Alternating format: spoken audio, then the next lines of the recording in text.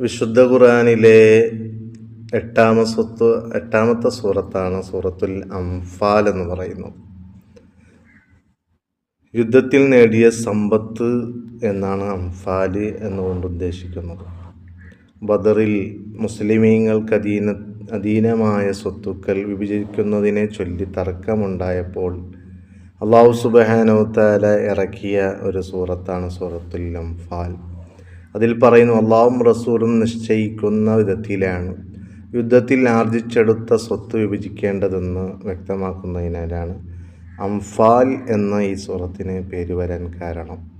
ഈ സൂറത്ത് 77 ആയത്തുകളാണ്. മദീനയിലാണ് ഈ സൂറത്ത് അവതരിപ്പിച്ചത്. ധാരാളം മഹത്വമുള്ള ഒരു സൂറത്താണ്. കഴിയുന്നവരൊക്കെ ഒഴിവുള്ളപ്പോൾ ഈ സൂറത്ത് ഓതണം.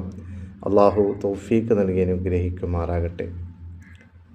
നബി സല്ലല്ലാഹു അലൈഹി വസല്ലം തങ്ങൾ പറയുന്നത് കാണാം, മൻ ഖറഅ സൂറത്തുൽ അംഫാലി വ ബറാഅത, സൂറത്തുൽ അംഫാലും ബറാഅത്ത് സൂറത്തും, അതായത് തൗബ സൂറത്തും ഓതിയാൽ ഫഅന ഷഫീഉൻ ലഹു യൗമൽ ഖിയാമ, ഖിയാമത്ത് നാളിൽ അവനക്ക് ഞാൻ ശുപാർശകനാകുന്നതാണ്. വശാഹിദുൻ അന്നഹു ബരീഉം മിനൻ നിഫാഖ്, അവന് കാപഢ്യത്തിൽ നിന്ന്, കപടവിശ്വാസത്തിൽ നിന്ന് ഒഴിവായവനാണെന്ന് ഞാൻ സാക്ഷി നിൽക്കുകയും ചെയ്യാമെന്നാണ്.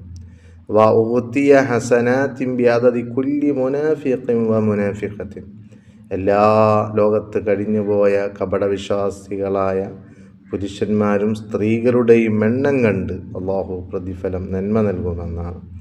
വകാനൽ അർശു വഹമലതുഹു യസ്തഗ്ഫിറൂന ലഹു അയ്യാമ ഹയാത്തിഹി, പറയുകയാണ്, അർശിനെ വഹിക്കുന്ന മലക്കുകൾ, അർശ് ചുമക്കുന്ന മലക്കുകൾ, ധാരാളം മലക്കുകളുണ്ട്, ആയിരക്കണക്കിന് മലക്കുകൾ. ആ മലക്കുകൾ അവൻ്റെ ജീവിതകാലം മുഴുവനും അവനക്ക് വേണ്ടി പാപമോചനം തേടുമെന്ന് ഹബീബ് റസൂലുള്ളാഹി സ്വല്ലല്ലാഹു അലൈഹി വസല്ലം തങ്ങൾ പറഞ്ഞ വളരെ മഹത്തായ ഒരു സൂറത്താണ് സൂറത്തുൽ അംഫാൽ. ഇത് നമ്മുടെ ജീവിതത്തിൽ പകർത്തണം. അല്ലാഹു ഭാഗ്യം നൽകട്ടെ. അൻഫാലിലെ 2ാമത്തെ ആയത്ത് ഒരാൾ പതിവാക്കിയാൽ പലപ്പോഴും കഠിന ഹൃദയമുള്ള ആളുകളുണ്ടാവും. അവരുടെ ഹൃദയങ്ങളൊക്കെ ലോലമായി നല്ല സ്വഭാവക്കാരായി മാറിത്തീരുമെന്ന് ഹദീസിലൂടെ അതുപോലെ തഫ്സീറുകളിലൂടെയൊക്കെ നമുക്ക് പഠിപ്പിച്ചു തരികയാണ്.